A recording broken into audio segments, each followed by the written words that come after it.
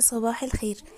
النهارده كنت جايبه فكره للناس اللي مش بتحب البيض او بتحس بزفرته زياده يعني. فاول حاجه انا جبت البيض وحطيت معاه يا اما بهارات كفته يا اما فيجيتار حار، اي حاجه من الحاجات دي على حسب كل واحد ممكن حابب انهي نكهه اكتر.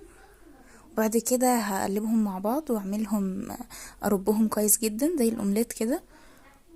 بعد ما اخلص بقى هحطهم على النار. طبعا مش هحط ملح ولا اي حاجه عشان الحاجات دي اصلا هتبقى هي مالحه يعني عشان ما تزيدش ما تبقاش حادقه بقى.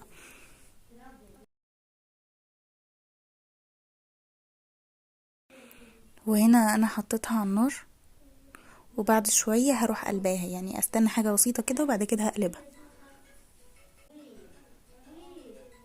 وهنا كده انا قلبتها خلاص.